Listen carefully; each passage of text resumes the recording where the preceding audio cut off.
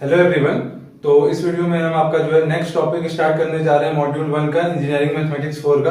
तो सबसे पहले हम समझेंगे कि आपका हार्मोनिक फंक्शन क्या होता है। तो देखिए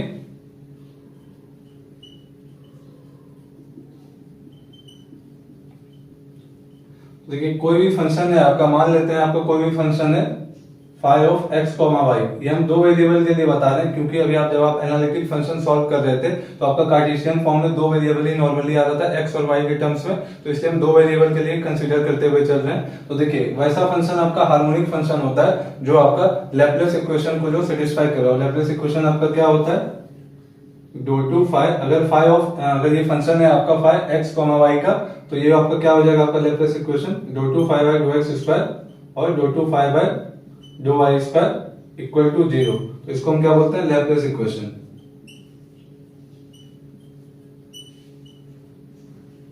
तो देखिए आपका जो है हार्मोनिक फंक्शन का डेफिनेशन क्या हो गया, वैसा फंक्शन, मान लेते हैं कोई function phi of x comma y, वो आपका लैपलेस इक्वेशन को अगर सेटिस्फाई कर रहा होगा तो वो क्या होगा, आपका हार्मोनिक होगा। और उसका कंडीशन क्या है, dough two phi by dough x square plus dough two phi by dough y square equal to 0। इसको ऐसे भी लिख सकते हैं आप, ये कुछ नहीं, ये सिंबल है रिप्रेजेंट करने का आपका। ये ट्रायंगल आपको पता है कि जब आप ऐसे ट्रायंगल लिखते हैं तो आपका कुछ लोग इसको डेल्टा डेल पढ़ते हैं, तो इसको डो स्क्वायर फाई आप पढ़ सकते हैं, तो do square phi equal to 0।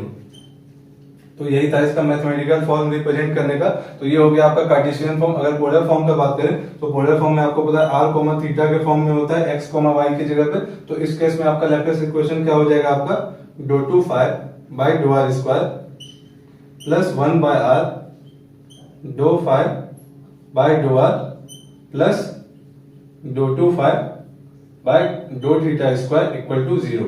तो आपका पोलर फॉर्म के केस में ये हो जाता है आपका लैपलेस इक्वेशन, यानी आपका फंक्शन हार्मोनिक हो रहा होगा पोलर फॉर्म में अगर होगा ये आपका phi of are comma theta, तो इस इक्वेशन को ये सेटिस्फाई कर रहा होगा तो आपका ये हार्मोनिक फंक्शन हो जाएगा।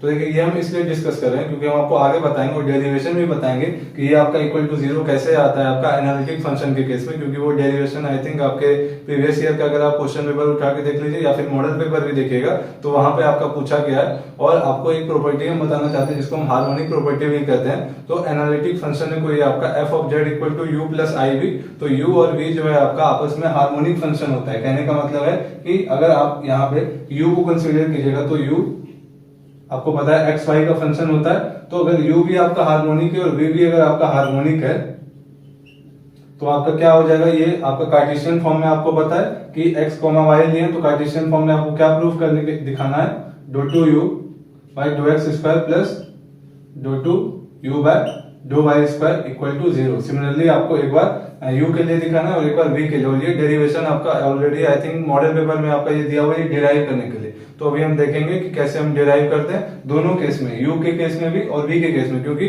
आपका एनालिटिक फंक्शन है अगर आपका f of z equal to u plus i v, तो u और v आपका दोनों हार्मोनिक होता है और दोनों एक दूसरे का हार्मोनिक कंजुगेट भी होता है। तो हार्मोनिक कंजुगेट पे क्वेश्चंस भी आते हैं, दो क्वेश्चंस बाद में देखेंगे, लेकिन पहले डेरिवेशन आपका जरूरी है क्योंकि डेरिवेशन जो है ऑलरेडी आपके एग्जाम में आया हुआ है, तो वो भी समझना बहुत जरूरी है। तो अभी स्टेप बाय स्टेप देखेंगे कैसे डेरिवेशन करेंगे। तो देखिए जैसा कि हम आपको बताया कि हार्मोनिक प्रॉपर्टी सेटिस्फाई करता है आपका रियल पार्ट और इमेजिनरी पार्ट कोई भी एनालिटिक फंक्शन का। तो हम कंसीडर करेंगे वन बाय वन। आपका पहले हम कार्टेशियन फॉर्म में देखते हैं कैसे डेरिवेशन करेंगे। कार्टेशियन फॉर्म कहने का मतलब आपको पता है कि डिराइव करके आपको क्या लाना है, dough two you by do x square plus dough two you by do y square equal to 0। और सिमिलरली आपका v के लिए do two we by do x square plus dough two we by do y square equal to 0। तो हम यहाँ पे जो है ज्यादा इंग्लिश वाले पार्ट पे फोकस नहीं करेंगे, मैथमेटिकल पार्ट पे फोकस करेंगे ज्यादा। तो देखते हैं, तो देखिए हम मान लेते हैं कि आपका कोई भी फंक्शन है f of z equal to u of x comma y plus i into v of x comma y, ये एनालिटिक है मान लेते हैं। तो देखिए अगर आपका फंक्शन एनालिटिक है तो आपको पता है कि ये सीआर इक्वेशन को सेटिस्फाई करेगा। तो सीआर इक्वेशन से क्या हम लिख सकते हैं, सीआर इक्वेशन से हम लिख सकते हैं ux equal to v y, यानी ux को आप ऐसे भी लिख सकते हैं partial derivative of u with respect to x। तो ux इक्वल टू क्या हो जाएगा आपका वी वाई, और सेकेंड इक्वेशन आपका क्या होता था v x equal to minus u y, यानी do v y do x equal to minus u y. तो इसके बाद हम क्या करेंगे, इसके बाद हम इक्वेशन 1 को एक्स के रिस्पेक्ट में पार्शियली डिफरेंशिएट करेंगे। तो देखिए पहले से था आपका dough you by do x, तो एक और बार पार्शियली डिफरेंशिएट कीजिएगा तो आपका इसका ऑर्डर चेंज हो जाएगा। यानी कहने का मतलब है कि हम क्या कर रहे हैं, differentiate equation 1 partially with respect to x. तो देखिए जब आप ऐसा कीजिएगा तो एलएचएस में आपका क्या हो जाएगा, आपको पता है कि do you by do x था, फिर से एक और बार इसको डिफरेंशिएट कीजिएगा एक्स के रिस्पेक्ट में, तो आपका क्या हो जाएगा एलएचएस में, do two you by do x square equal to क्या आ जाएगा आपका, ये do by do x of आपका क्या हो जाएगा, do b by do y. तो इसको हम कैसे लिख सकते हैं, इसको हम ऐसे लिख सकते हैं, जब आप इसको एक्स के रिस्पेक्ट में कीजिएगा तो ये कैसा दिखेगा, ऐसा do by do x of do we by do y. तो आपका ये क्या आ जाएगा, equal to dough two we by do x do y.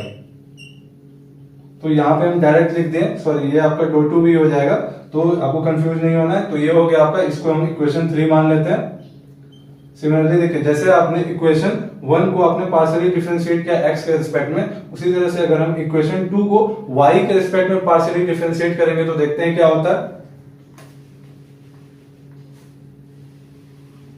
तो देखिए अगर आप इक्वेशन 2 को पार्शियली डिफरेंशिएट कीजिएगा y के रिस्पेक्ट में, तो एलएचएस में पहले आपका क्या आ जाएगा, एलएचएस में आपका आ जाएगा dough by do y of dough v by do x equal to RHS में, देखिए आरएचएस में क्या है, minus dough you by do y.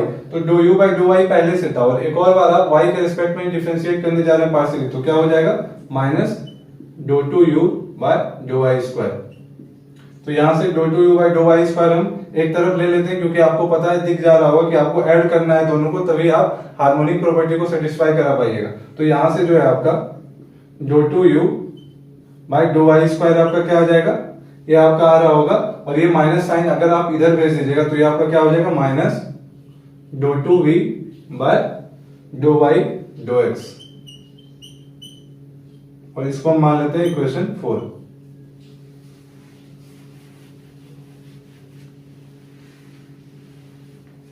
तो देखिए इक्वेशन 3 और इक्वेशन 4 आपका आ चुका है। अब देखिए आपको एक बात पता होगा, आपको पार्शियल डेरिवेटिव का रूल होता है कि do two we by do x do y लिखिए या फिर do two we by do y do x लिखिए, दोनों का मतलब आपका सेम ही है। यानी दोनों आप करके देख भी सकते हैं, कोई फंक्शन लेके आपको वैल्यू सेम मिल रहा होगा। तो इस हिसाब से आपका जो है इक्वेशन 3 का आरएचएस वाला पार्ट और इक्वेशन 4 का आरएचएस वाला पार्ट दोनों आपका सेम ही लिखा हुआ है, एक में खाली प्लस साइन लगा हुआ है और दूसरे में माइनस साइन लगा हुआ है। यानी अगर हम इक्वेशन 3 और इक्वेशन 4 को आपस में ऐड कर दें तो एलएचएस में देखिए क्या हो जाएगा, dough two you by do x square और प्लस इसका एलएचएस में क्या था, do two you by do y square equal to क्या आ जाएगा, देखिए ये और ये हम बता चुके हैं, दोनों का मतलब सेम ही होता है, और दोनों का मतलब सेम कहने का मतलब do two we by do x do y is equal to dough two we by do y do x, और दोनों इक्वल है और आपका साइन अपोजिट है लगा हुआ, तो दोनों को ऐड करेंगे तो आपका कैंसिल हो जाएगा आपस में, और ये क्या दे रहा होगा, 0 दे रहा होगा। तो यहां से हम क्या कर सकते हैं, यहां से हम कह सकते हैं देयरफॉर यू इज हार्मोनिक। क्यों हार्मोनिक है, क्योंकि आपको पता है कि ये लैप्लेस इक्वेशन को सेटिस्फाई कर रहा है कार्टेशियन फॉर्म में। क्या होता है, अगर दो वेरिएबल है तो do two you by do x square plus dough two you by do y square equal to 0, तो इसलिए यू हार्मोनिक है। अब आपको v को भी हार्मोनिक दिखाना होगा कार्टेशियन फॉर्म में, तो देखते हैं।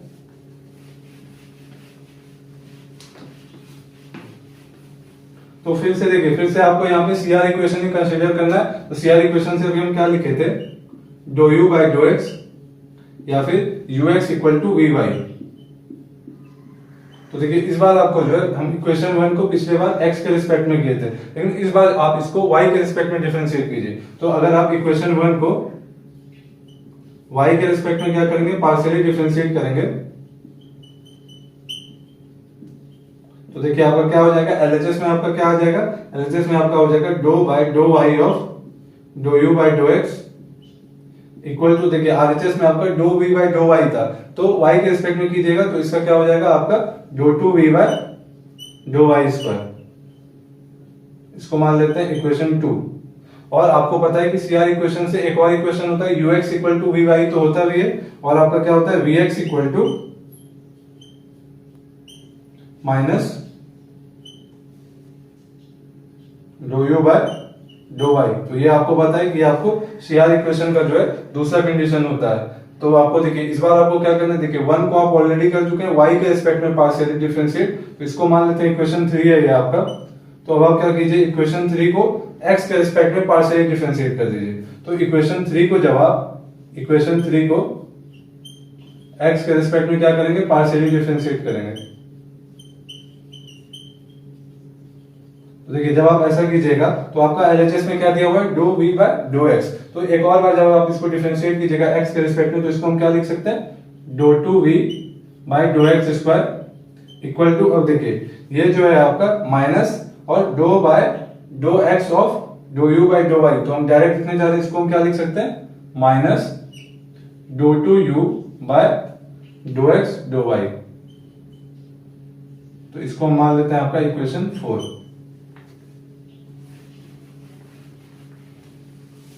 तो देखिए इक्वेशन 2 आपका क्या आया था, इक्वेशन 2 आपका आया था, इसको हम फर्दर सिंप्लीफाई नहीं किए थे, इसको हम लिख सकते हैं dough two you by do y do x equal to dough two we by do y square. आप चाहें तो इसको एलएचएस बना दें, कोई दिक्कत नहीं, और इसको आरएचएस, ताकि आपका ऐड करने में आसानी हो सके। तो आप इसको ऐसे भी लिख सकते हैं, dough two we by do y square equal to dough two you by do y do x, और इसको मान लेते हैं आपका इक्वेशन 2 था तो 2 ही रहने देते हैं। अब देखिए 2 और 4 को आप आपस में ऐड कीजिएगा, तो सिमिलरली पिछले की तरह आपको दिख रहा होगा, इस बार भी आपका जो है बस ये दोनों का प्लेस आपस में इंटरचेंज किया हुआ है। तो अभी हम आपको बताए थे कि आपका ये जो है dough two you by do x do y लिखिए, या फिर do two you by do y do x लिखिए, दोनों का मतलब एक ही होता है, यानी दोनों का वैल्यू इक्वल आ रहा होगा। तो जब आप इक्वेशन 2 और 4 को आपस में ऐड कीजिएगा, तो देखिए एलएचएस में आपका क्या आ रहा होगा, एलएचएस में आपका आ जाएगा dough two we by do x square plus dough two we by do y square equal to, अब देखिए आरएचएस में आपका क्या है, आपको बता चुके कि इसका मतलब और इसका मतलब दोनों आपस में सेम होता है, अभी हम आपको बता चुके हैं। और आपका ये प्लस साइन है और ये माइनस साइन है, और मैग्नीट्यूड दोनों का सेम है, तो सेम क्वांटिटी है, और दोनों एक दूसरे का क्या है, एंटी है, या फिर एक प्लस में और एक माइनस में, तो दोनों कैंसिल हो जाएगा और आपका क्या मिलेगा, 0। तो इसका मतलब आपका क्या है, ये लैप्लेस इक्वेशन को सेटिस्फाई कर रहा है, देयरफॉर V इज हार्मोनिक। तो देखिए यहाँ पे हार्मोनिक प्रॉपर्टी भी यही कर रहा था कि आपका the real and imaginary parts of an analytic function are harmonic, और रियल और इमेजिनरी पार्ट बोले तो u और v। तो u का भी हम दिखाए कि हार्मोनिक कैसे था, लैप्लेस इक्वेशन को सेटिस्फाई किया कार्टेशियन फॉर्म में, v भी आपका कार्टेशियन फॉर्म में कर गया। तो नेक्स्ट अब हम पोलर फॉर्म देखेंगे। तो अब हम हार्मोनिक प्रॉपर्टी पोलर फॉर्म के केस में देखेंगे कि कैसे प्रूव करते हैं। तो सबसे पहले हम आपको बताना चाहेंगे कि अभी हम आपको पहले ही बताए थे, कभी पोलर फॉर्म का जो आपका फंक्शन था phi of are comma theta के फॉर्म में, तो एक करेक्शन आप लोग कर लीजिएगा। तो आपको पता है कि कोई भी जो है आपका हार्मोनिक प्रॉपर्टी को तब सेटिस्फाई करेगा कोई भी फंक्शन फाई, जब जो है वो लैप्लेस इक्वेशन को सेटिस्फाई कर रहा हो। तो लैप्लेस इक्वेशन जो होता है वो जब आपका फाई जो है पोलर फॉर्म में था, यानी आर कोमा थीटा के फॉर्म में था, तो उस केस में आपका लैप्लेस इक्वेशन होता है dough two phi by dough are square plus 1 by are dough phi by dough are plus 1 by R square डो two phi by dough theta square equal to 0। तो आई थिंक अभी जो हम आपको पहले बताए थे, तो वहां पे ये 1 बाय आर स्क्वायर जो है मिस हो गया था, तो ये आप लोग जो है करेक्ट कर लीजिएगा। तो अब देखिए यहाँ पे हार्मोनिक फंक्शन के केस में जो है आपका हार्मोनिक प्रॉपर्टी के केस में अगर एनालिटिक फंक्शन की बात करें, तो यहाँ पे फाई की जगह पे आपका एक बार हम u के लिए दिखा रहे होंगे, एक बार v के लिए, क्योंकि हार्मोनिक प्रॉपर्टी है एनालिटिक फंक्शन का कि u और v रियल पार्ट और इमेजिनरी पार्ट जो है आपका वो एनालिटिक होता है। तो 1 बाय 1 देखेंगे, सबसे पहले हम u के लिए दिखाएंगे, फिर v के लिए। तो देखते हैं।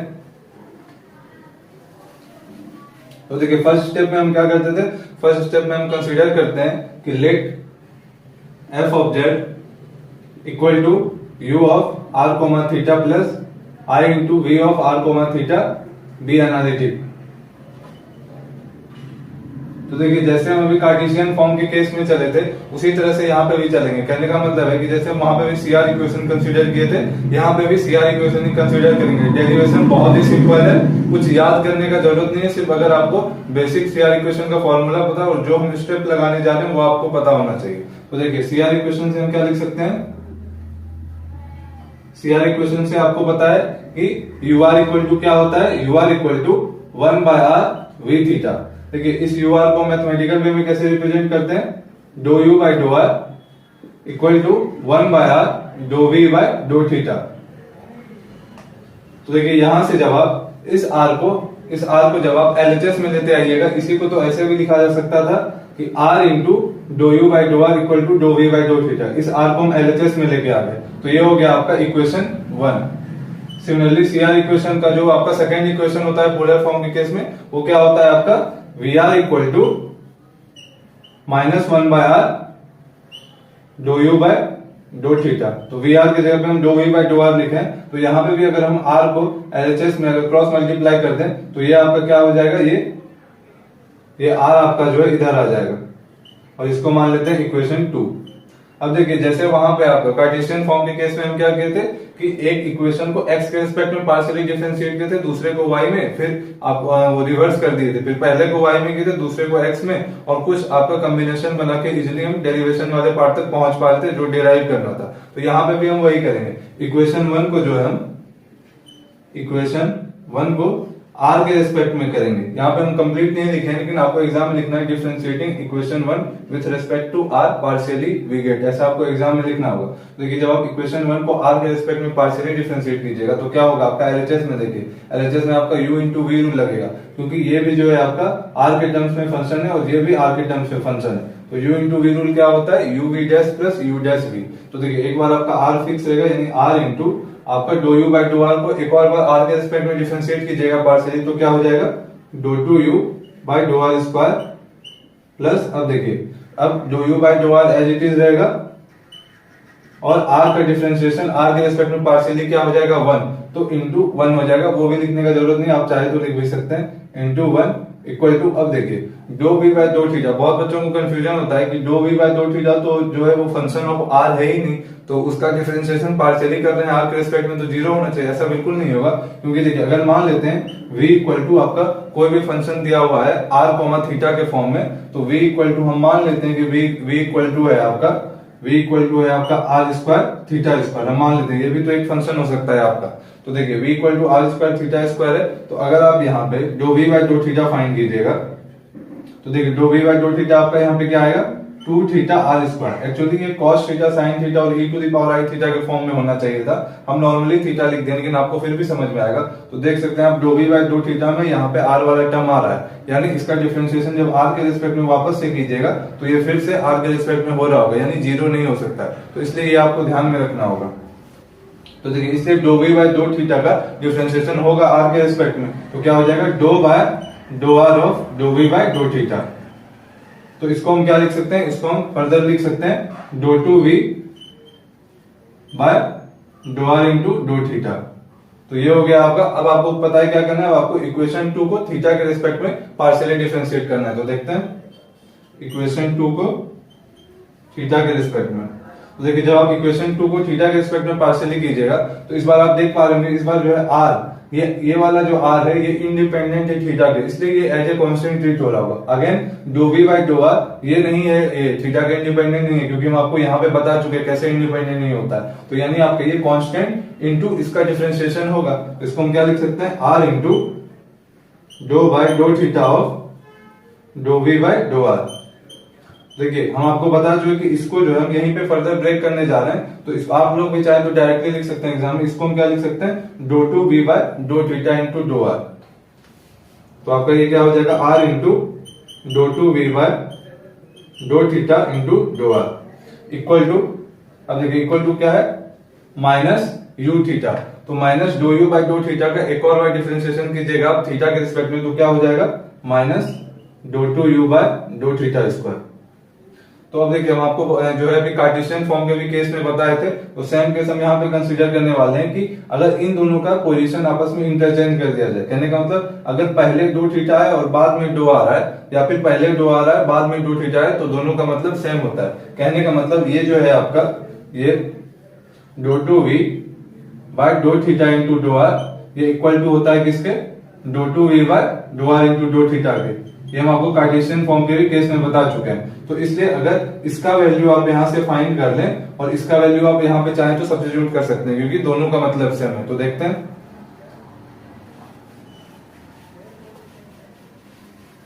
तो देखिए यहां से जो है आपका इस वाले पार्ट से जब आप थीटा के रिस्पेक्ट में किए थे तो आपका ये रिजल्ट आया था, इसको भी हम इरेज कर देने जा रहे हैं। तो थीटा के रिस्पेक्ट में किए थे तो ये रिजल्ट आपका आया था। तो यहां से हम क्या लिख सकते हैं, dough two v by dough theta into डो आर इक्वल टू, देखिए ये वाला आर आपका आरएचएस में जाएगा तो क्या हो जाएगा -1/r dough two you by dough theta square. तो ये आ गया आपका वैल्यू। और अगर हम ये वैल्यू आपका इस इक्वेशन में, जब आप इक्वेशन 1 को r के रिस्पेक्ट में पार्शियली डिफरेंशिएट किए थे तो ये रिजल्ट आपका आया था। तो रिजल्ट आपका क्या आया था, फिर से हम लिख रहे हैं r डो two you by dough are square plus dough you by dough are equal to dough two V. अब देखिए हम आपको बताए थे कि इन दोनों का प्लेस आपस में इंटरचेंज भी कर दे तो कोई फर्क नहीं पड़ता है, तो इससे हम इसको लिख सकते हैं डो थीटा इंटू डो आर। तो ये हो गया आपका। अब हम क्या करेंगे, ये वैल्यू यहाँ पे सब्स्टिट्यूट करेंगे। ये वैल्यू हमको जब थीटा के रिस्पेक्ट में पार्शियली किए थे तब मिला था, आपको कंफ्यूज नहीं होना है। तो ये वाला जो वैल्यू आया, यही वैल्यू हम यहाँ पे सब्स्टिट्यूट करने जा रहे हैं। तो देखते हैं। तो देखिए जब आप ये वैल्यू यहाँ सब्स्टिट्यूट कीजिएगा तो क्या हो जाएगा, r into dough two you by dough are square plus dough you by dough are equal to, यहाँ पे आपका क्या वैल्यू आ जाएगा -1/r dough two you by dough theta square. अब देखिए आपको आरएचएस वाले पार्ट में 0 चाहिए, तो ये जो भी आरएचएस में जो भी है उसको उठा के एलएचएस में लेते आइए। तो आपका क्या हो जाएगा, r into dough two you by dough are square plus dough you by dough are equal to, sorry ये आपका एलएचएस में आ जाएगा तो +1/r dough two you by dough theta square equal to 0। तो अब जो है यहाँ पे आगे कुछ लोगों को लग रहा होगा एक्चुअली ये सेम रिजल्ट है, लेकिन हम जो है आगे भी एक स्टेप फर्दर करके दिखा देते हैं। देखिए इसको आप थ्रू आउट r के साथ डिवाइड कर दीजिए, तो एलएचएस में भी और आरएचएस में भी। तो ऐसा कीजिएगा तो आपका क्या हो जाएगा वो देखते हैं। तो देखिए थ्रू आउट जब r के साथ आप डिवाइड कीजिएगा, इसको हम यहाँ पे लिख रहे हैं dividing both sides bye r। तो देखिए जब आप एलएचएस में देखिएगा तो ये वाला टर्म बाय टर्म देखते हैं। तो इस टर्म में जब आप r से डिवाइड कीजिएगा तो यहाँ पे पहले से कोफिशिएंट r मल्टीप्लाई था, जब ये r से डिवाइड हो जाएगा तो r और r आपस में कैंसिल हो जाएगा। तो आपका क्या बचेगा, डो two you by dough are square plus, अब सेकेंड टर्म पे आते हैं। देखिए इसमें अगर r से डिवाइड कीजिएगा तो इसको हम क्या लिख सकते हैं, 1/r डो you by dough are plus, अब देखिए यहाँ पे आपका 1/r पहले से था, एक और r से आप जब आप डिवाइड कीजिएगा तो ये आपका क्या हो जाएगा 1/r स्क्वायर डो two you by dough theta square equal to, अब देखिए इधर आरएचएस में 0 था, r अगर नॉट इक्वल टू 0 है तो 0/r आपका क्या आ रहा होगा, 0 ही आ रहा होगा। तो ये हो गया आपका एनालिटिक फंक्शन का जो रियल पार्ट था। उस केस में जो है आपको हार्मोनिक कैसे प्रूव करना था, आपको लैपलेस इक्वेशन सेटिस्फाई करवा के दिखाना था। और आपको हम बताए थे कि Laplace equation dough two five by dough are square plus 1/r डो five by dough are plus 1/r square डो टू फाइव बाई डो थीटा स्क्वायर था, पोलर फॉर्म की बात करें तो। देयरफॉर यू आपका क्या है, हार्मोनिक है। तो देखिए यू हम हार्मोनिक प्रूफ करके दिखा दिए। अब हम वी वाले पार्ट में चलते हैं। कुछ नहीं करना है, वही सीआर इक्वेशन कंसीडर करेंगे फिर से, और इस बार आपका प्रोसेस रिवर्स हो जाएगा। कहने का मतलब है जिसको हम थीटा के रिस्पेक्ट में पार्शियली डिफरेंशिएट किए थे उसको आर के रिस्पेक्ट में करेंगे, और जिसको आर के रिस्पेक्ट में किए थे उसको थीटा के रिस्पेक्ट में पार्शियली डिफरेंशिएट करेंगे। तो देखते हैं।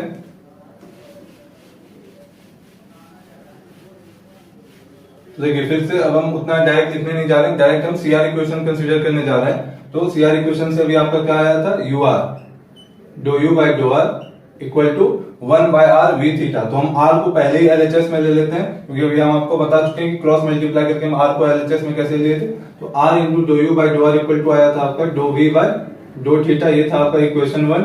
और इक्वेशन 2 था आपका r इंटू डो V by dough are equal to minus dough you by डो थीटा, ये था आपका इक्वेशन 2। ये हम सीआर इक्वेशन से लिखें, दोबारा नहीं, क्योंकि एग्जाम में आपको ऑलरेडी ऊपर हम तो इरेज कर दिए यहाँ पे, लेकिन आपके अपने नोटबुक में तो एक बार लिखा ही होगा। तो आप डायरेक्टली वहां से फिर से आप लिख सकते हैं डिफरेंशिएटिंग अब क्या करना है, आगे क्या करना है। तो देखिए अब आप क्या करिएगा, differentiating equation 1 with respect to, तो इक्वेशन 1 को अब हम जब r के रिस्पेक्ट में पहले पार्शियली डिफरेंशिएट किए थे जब आपका u को हार्मोनिक दिखाना था, लेकिन अब हम क्या करेंगे, रिवर्स कर देंगे। अब इक्वेशन 1 को हम थीटा के रिस्पेक्ट में करेंगे। तो देखिए इक्वेशन 1 को जब आप थीटा के रिस्पेक्ट में पार्शियली डिफरेंशिएट कीजिएगा तो r जो है इस बार आपका कांस्टेंट की तरह ट्रीट हो रहा होगा। तो क्या हो जाएगा आपका r इंटू, अब देखिए डो यू बाई डो आर को जब आप थीटा के रिस्पेक्ट में कीजिएगा तो क्या हो जाएगा, डो बाई डो theta of dough you by dough are equal to RHS में देखिए डो वी बाई डो थीटा था। तो एक और बार जब आप थीटा के रिस्पेक्ट में कीजिएगा तो क्या हो जाएगा, डो टू वी बाई डो थीटा स्क्वायर। अब देखिए इसको आप फर्दर क्या लिख सकते हैं, dough two you by dough theta into डो आर और फिर देखिए इस आर को आप आरएचएस में भेज दीजिए, तो क्या आ जाएगा equal to 1/r dough two we by dough theta square. तो यही रिजल्ट अभी हम यूज करने वाले हैं जब आप इक्वेशन नंबर 2 को डिफरेंशिएट करेंगे पार्शियली, थीटा के रिस्पेक्ट में तो हो गया, इक्वेशन 2 को आर के रिस्पेक्ट में करेंगे। तो देखते हैं,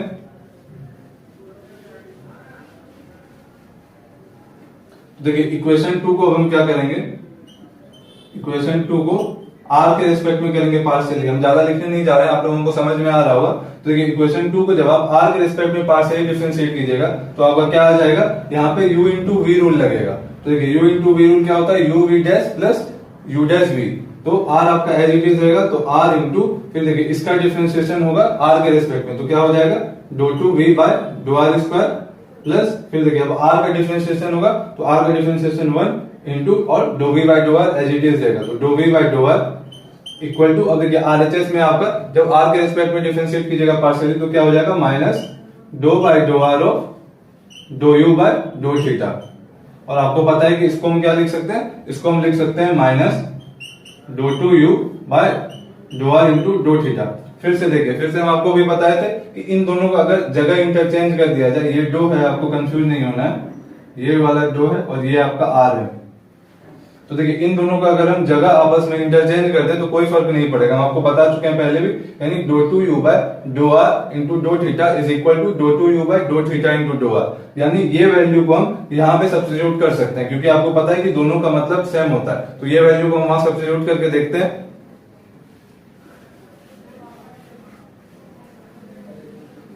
तो देखिए ये वाला वैल्यू ही जब आप यहाँ पे सब्स्टिट्यूट कीजिएगा तो क्या आ जाएगा आपका r into dough two we by dough are square plus डो we by dough are equal to minus of ये वाला टर्म वहां पे हम सब्स्टिट्यूट करने जा रहे हैं तो माइनस 1 बाय आर डो two we by dough theta square.